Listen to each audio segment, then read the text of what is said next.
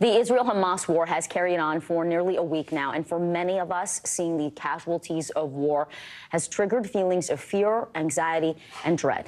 Now, we recognize this because we're feeling it ourselves, as we have members on our team who have family and friends in Israel right now as we speak. So how can we cope with the daily devastation? Joining us now is psychologist Dr. Jennifer Hartstein. Dr. Hartstein, you know, this is part of our jobs. We have to look at these images. We have to preview the images, and it's hard. It's hard on all of us. This is not a foreign topic for a lot of us to discuss.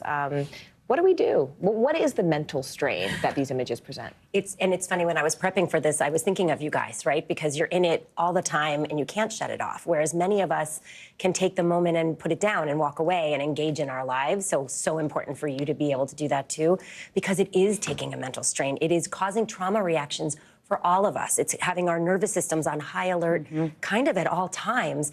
And we're not able to just take a breath, exhale, calm down, because the information's coming at us all the time.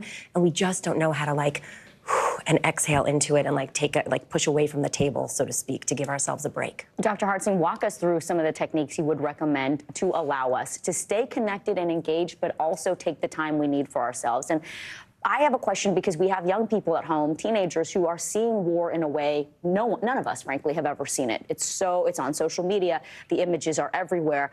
How do we help them manage this process? So two-part question, right? First part of that is, how do we take care of ourselves? Because if you're not putting the oxygen mask on yourself, you cannot help your young people. So when you notice you're starting to feel flooded, overwhelmed, really anxious, maybe you're just feeling so depleted and burnt out, put the phone in another room. Someone made the suggestion to me, have a family member change your passcode so that you actually can't get into the phone for a little bit of time. Maybe delete an app, maybe delete some of the social media apps for 24 hours.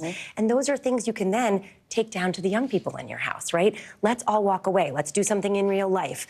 Let's have a conversation about it so we can talk through what maybe we can do, right? And then I think we all feel so helpless. There's the question of, how do we give back, right? So what kind of humanitarian aid can we provide?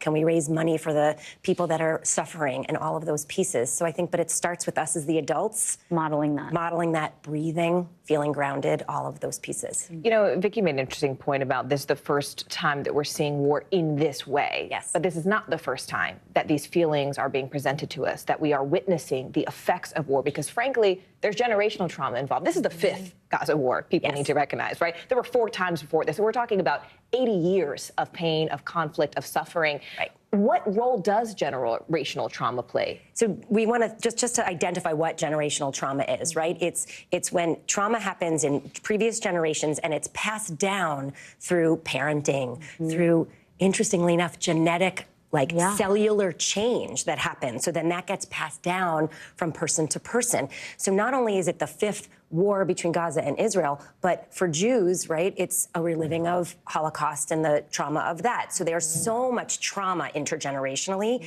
that it is going to trigger some PTSD-like reactions: anxiety, worry, dread, feelings of being overwhelmed, that hypervigilance that a lot of people might have. That's a big trauma reaction. So we want to think about, how are we managing our stress? Because you may think, I'm super removed from it, and then you're having all of these reactions. So honor that for yourself and really take a minute. How do you get grounded? How do you connect with the people in your community? What can you do to kind of calm your system? And a lot of that means kind of walking away from screens for a little bit of time. And if you are fortunate enough to be somewhat removed from this, how do you make space? How do you provide space for those in your life that you care about who are experiencing this trauma? I think the biggest and most important thing we can do is just check in, right? Hey, how are you? Do you need anything? Don't problem solve it. Don't tell them that you know what's better. None of that. Just, how can I be there for you? And for the people, I think, who are on the front lines suffering, can we have humanitarian support? Do you get mental health support? A lot of therapists are providing free treatment for people who need it, and there's access to that. How do you get your kids involved? What can they do? You know, there's ways that we can all kind of give back, but lean into your community and do what you can to get the support you need. Dr. Jennifer Hartstein, as always, thank you so much for this practical advice. Thanks, Dr. Jen. And you are watching NBC News Daily.